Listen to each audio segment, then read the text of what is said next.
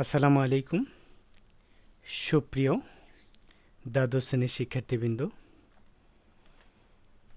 যে যেখান থেকে আমার অনলাইন ভিডিও উপভোগ করছো,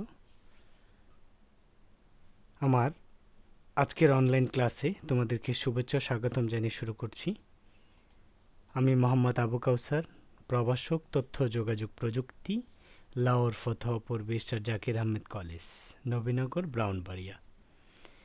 সুপ্রিয় শিক্ষার্থীবৃন্দ, আমি আজকে তোমাদের সামনে যে বিষয়টি নিয়ে আলোচনা করব তা হলো চতুর্থ অধ্যায়, আইসিটি বিষয়ের চতুর্থ অধ্যায় অর্থাৎ এইচটিএমএল নিয়ে আমি তোমাদের সামনে আলোচনা করব। তো প্রিয় শিক্ষার্থীবৃন্দ, আজকে আমি তোমাদের সামনে এইচটিএমএল এর ডকুমেন্টের মৌলিক কাঠামো নিয়ে আলোচনা করব। এই বিষয়টি পাঠ শেষে তোমরা যা শিখবে তা হলো এইচটিএমএল এর ধারণা তোমরা লাভ করতে পারবে। তো প্রিয় শিক্ষার্থীবৃন্দ, আমি তোমাদের সামনে যে বিষয়টার ধারণা দিব তা হলো এইচটিএমএল এর ধারণা। এইচটিএমএল কি? প্রথমেই যদি আমি তোমাদেরকে বলি, এইচটিএমএল হলো একটি ল্যাঙ্গুয়েজের নাম। এইচটিএমএল কি প্রিয় শিক্ষার্থীবৃন্দ? একটি ল্যাঙ্গুয়েজের নাম। এইচটিএমএল এর পূর্ণরূপ হচ্ছে হাইপার টেক্সট মার্কআপ ল্যাঙ্গুয়েজ, অর্থাৎ ওয়েব পেজ তৈরির জন্য বহুল ব্যবহৃত একটি প্রোগ্রামিং ল্যাঙ্গুয়েজের নামই হলো এইচটিএমএল। এটি মূলত টেক্সট ভিত্তিক একটি প্রোগ্রামিং ল্যাঙ্গুয়েজ। ওয়েব ডেভেলপার হতে গেলে এই ল্যাঙ্গুয়েজ সবার আগে শিখতে হবে, তবে এটা শেখা খুব সহজ। 1980 সালের দিকে টিম বার্নার্স-লি এ ভাষার প্রাথমিক রূপ প্রদান করে। এইচটিএমএল ব্যবহার করে সুন্দর ডকুমেন্ট পেজ তৈরি করা যায়। এইচটিএমএল ফাইলে টেক্সট ছাড়াও শব্দ সংযোজন, স্থির সচ্ছল ছবি প্রদর্শন করা যায়। এইচটিএমএলকে মার্কআপ ল্যাঙ্গুয়েজ বলা হয়, যা কতগুলো মার্কআপ ট্যাগের সমষ্টি। আর মার্কআপ ট্যাগের কাজ হলো ওয়েব পেজে বিভিন্ন এলিমেন্ট কিভাবে প্রদর্শন হবে তা নির্দেশ করা।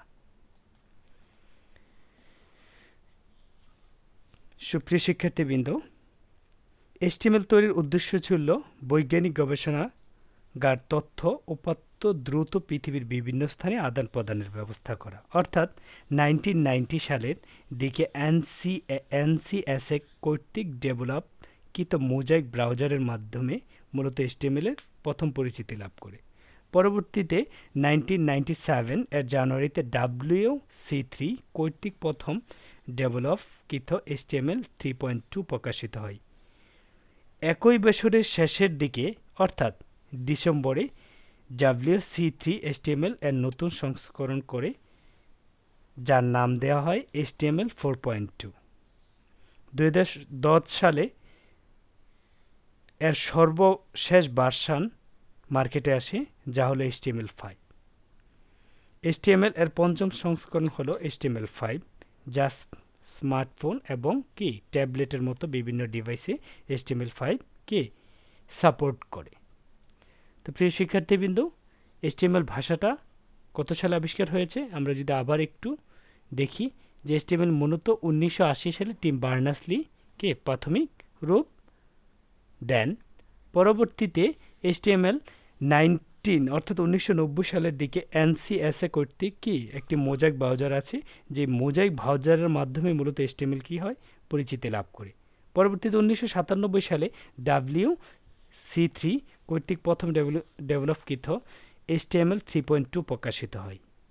ওই একই বছরের শেষের দিকে অর্থাৎ ডিসেম্বর মাসে WC3 HTML নতুন সংস্করণ, যেটা 4.2 প্রকাশ করে।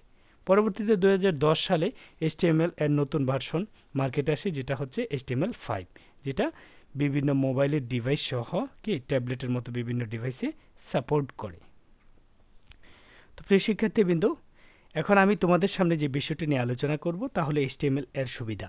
যদি আমরা HTML ভাষা শিখি তাহলে আমরা কি সুবিধা পাব? HTML ব্যবহার করা খুবই সহজ। প্লেন টেক্সট বিদায় এটি এডিট করা অনেক সহজ। প্রায় সব ধরনের ব্রাউজারই HTML ভাষা করে সাপোর্ট করে। XML এর সিনট্যাক্সের সাথে অনেক মিল রয়েছে, যা ডেটা সংরক্ষণের জন্য হয় ব্যবহৃত হয়। উইন্ডোজের সাথে মূলত এটা একটা ফ্রি এডিটর হিসেবে কাজ করে, তাই আলাদা কোনো সফটওয়্যার প্রয়োজন হয় না। যেমন উইন্ডোজের সাথে ফ্রি এডিটর হিসেবে কাজ করে নোটপ্যাড, তাহলে আমরা চাইলে নোটপ্যাডের মাধ্যমে HTML-কে কী করতে পারি, ব্যবহারিক কাজ করতে পারি, অর্থাৎ প্র্যাকটিক্যালের জন্য আলাদা কোনো কি সফটওয়্যার প্রয়োজন হয় না। আমরা চাইলে নোটপ্যাডের যে বিল্ট ইন কি উইন্ডোজের সাথে যে বিল্ট ইন কি আছে নোটপ্যাড রয়েছে, সেটা আমার কি একটি ফ্রি এডিটর হিসেবে কাজ করতে পারে। এটি ইউজার ফ্রেন্ডলি একটি ল্যাঙ্গুয়েজ। এর CSS অর্থাৎ ক্যাসকেডিং স্টাইল শিট এবং জাভাস্ক্রিপ্ট এবং কিছু কি অ্যাপলেটের সাথে মিথস্ক্রিয়।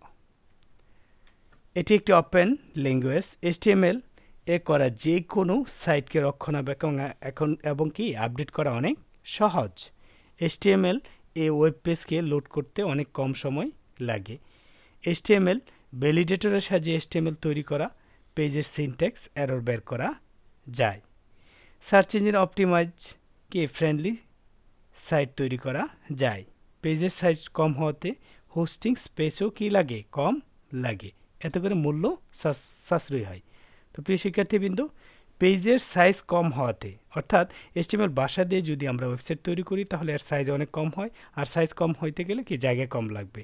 জায়গা কম লাগাটাই হচ্ছে কি হোস্টিং স্পেস কম লাগবে। তো এতে করে কি আমাদের অনেক খরচ বেঁচে যাবে। তো প্রিয় শিক্ষার্থীবৃন্দ, এই ছিল মোটামুটি আমাদের HTML এর সুবিধা। এখন আমি তোমাদের সামনে যে বিষয়টা নিয়ে আলোচনা করব তাহলে HTML ট্যাগ কি। What is tag? HTML tag হলো মূলত কি জোড়া অ্যাঙ্গেল এর মধ্যে কন্টেন্ট সংযুক্ত যে লাইনটি, তাকে আমরা বলবো কি ট্যাগ। প্রিয় শিক্ষার্থীবৃন্দ, ট্যাগ হলো কি সাধারণত জোড়ায় আসে। যেমন এই যে দেখো আমি বলছিলাম জোড়ায়, অর্থাৎ ট্যাগ মূলত দুইটা, একটা হচ্ছে ওপেনিং ট্যাগ, এই যে বি যেটা দেখা যাচ্ছে এটা হচ্ছে ওপেনিং ট্যাগ, আরেকটা হচ্ছে ক্লোজিং ট্যাগ, অর্থাৎ স্ল্যাশ সংযোগ সহ যেটা, এটাকে আমরা কি বলবো ক্লোজিং ট্যাগ। তো প্রিয় শিক্ষার্থীবৃন্দ, নিশ্চয়ই তোমরা দেখতেছো যে পি একটি ট্যাগ, দিস ইজ প্যারাগ্রাফ একটি লেখা, তারপর দেখো যে আমরা ক্লোজিং করেছি এই লেখাটার জন্য পি ট্যাগটাকে ক্লোজ করেছি কি স্ল্যাশ পি। তো শিক্ষার্থীবৃন্দ, এখন আমি তোমাদের সামনে যে বিষয়টি নিয়ে আলোচনা করব, অর্থাৎ HTML এর মৌলিক কাঠামো নিয়ে আমি তোমাদের সামনে আলোচনা করব। কোন একটি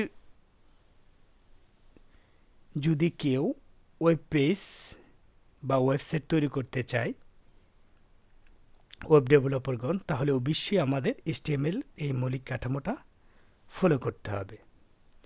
তো প্রথমে HTML দিয়ে কোনো ওয়েবসাইট তৈরি করার জন্য প্রথমে যে বিষয়টা লিখতে হবে সেটা হচ্ছে HTML, অর্থাৎ HTML এটা একটা ট্যাগ, যে ট্যাগ নির্দেশ করে মূলত HTML মানে এই ওয়েবসাইটটা কোন ধরনের ল্যাঙ্গুয়েজ দিয়ে কি তৈরি করা হয়েছে। তো প্রিয় শিক্ষার্থীবৃন্দ, নেক্সট দেখো যে হ্যাড ট্যাগ রয়েছে, অর্থাৎ হ্যাড ট্যাগ এটা দিয়ে কী নির্দেশ করে, এটা মূলত কোনো একটি প্রতিষ্ঠানের বা কোনো একটি ওয়েবসাইটের প্রতিষ্ঠানের নিশ্চয়ই একটি নাম থাকে, এই প্রতিষ্ঠানের নামটি কি দেওয়ার জন্য মূলত কি আমার হ্যাড ট্যাগটি ব্যবহৃত হয়। আর হ্যাডের আন্ডারে অবশ্যই কি থাকে, টাইটেল থাকে।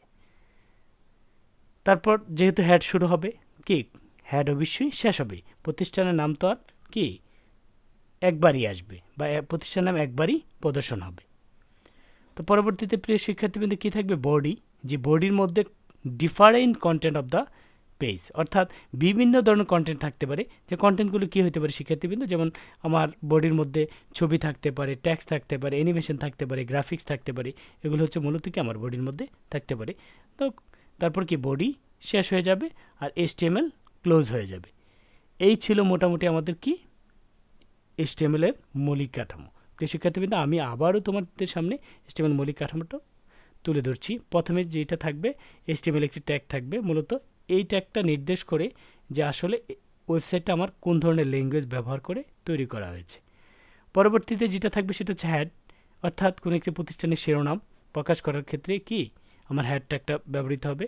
আর শিরোনামটা কোথায় লিখবো, অর্থাৎ প্রতিষ্ঠানের নামটা কোথায় লিখবো, title of the web page. এখানে তার যেহেতু টাইটেল শুরু হবে টাইটেল অবশ্যই শেষ হবে, আর যেহেতু হ্যাড শুরু হবে অবশ্যই হ্যাড ক্লোজ হবে। পরবর্তীতে শিক্ষার্থীবৃন্দ কী থাকবে, বডি। তো বডির মধ্যে কী থাকবে, বডির মধ্যে মূলত আমার কি ডিফারেন্ট কন্টেন্ট অফ দ্য কি ওয়েব পেজ, অর্থাৎ বিভিন্ন ধরনের কন্টেন্ট থাকতে পারে, যেমন কি ছবি থাকতে পারে, লেখা থাকতে পারে, টেক্সট থাকতে পারে, গ্রাফিক্স থাকতে পারে, অ্যানিমেশন থাকতে পারে। তো বডি যখন শুরু হবে তো বডি অবশ্যই শেষ হবে। HTML যেহেতু শুরু হয়েছে, HTML অবশ্যই শেষ হবে। তো সুপ্রিয় শিক্ষার্থীবৃন্দ, আমি তোমাদেরকে একটি উদাহরণের সাহায্যে বিষয়টা বোঝানোর চেষ্টা করছি। যেমন দেখো, প্রথমে আমাদের কী ছিল, মৌলিক কাঠামোতে HTML ছিল, একটি ট্যাগ, তারপর কী ছিল, হেড ছিল, অর্থাৎ প্রতিষ্ঠানের শিরোনাম। তাহলে প্রতিষ্ঠানের শিরোনাম হিসেবে প্রিয় শিক্ষার্থীবৃন্দ আমরা কী দেখতেছি, ওয়েলকাম লাউর ফতেপুর বেস্টার জাকির আহমেদ কলেজ, অর্থাৎ প্রতিষ্ঠানের নামটি। তো যেহেতু আমার শিরোনামটা লেখা শেষ, তাহলে কি অবশ্যই আমার শিরোনামের ক্লোজ হবে, অর্থাৎ টাইটেল ট্যাগ শুরু, টাইটেল ট্যাগ ক্লোজ। যেহেতু আমার প্রতিষ্ঠানের নামটা অলরেডি আমার কি ইনক্লুড হয়ে গেছে, তাহলে অবশ্যই কি আমার হেড ট্যাগটাও ক্লোজ হবে। পরবর্তীতে বডির মধ্যে আমি প্রতিষ্ঠানের নামটা আবারও প্রদর্শন করতেছি। দেখো, লাউর ফতেপুর বেস্টার জাকির আহমেদ কলেজ, যেহেতু বডি শুরু করেছি বডি শেষ করে দিলাম। যেহেতু HTML ভাষা দিয়ে আমার কি করেছিলাম, তো HTML ভাষাটাও কি ক্লোজ করব।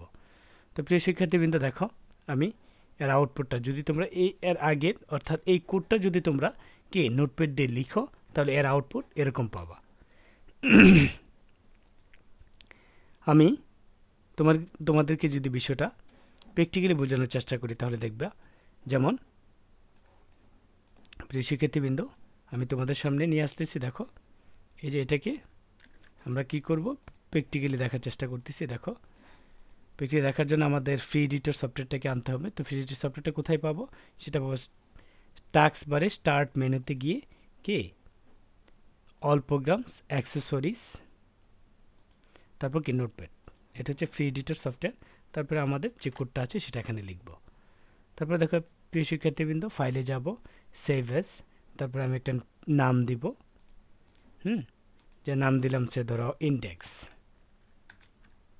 কি দিলাম, ইন্ডেক্স ডট HTML।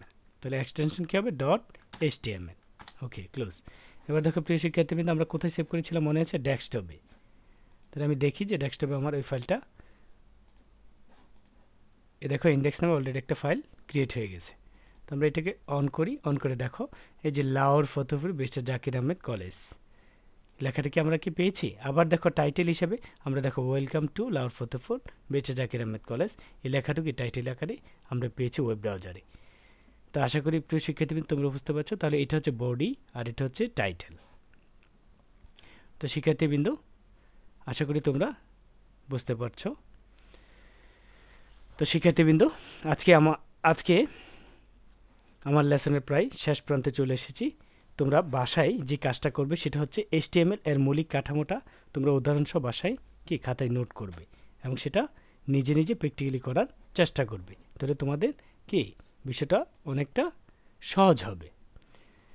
তো শিক্ষার্থীবৃন্দ, আজকে আর নয়, পরবর্তী ক্লাস দেখার আমন্ত্রণ জানিয়ে আজকের মতো আমি বিদায় নিচ্ছি। সেই পর্যন্ত সবাই ভালো থাকো, সুস্থ থাকো। আল্লাহ হাফেজ।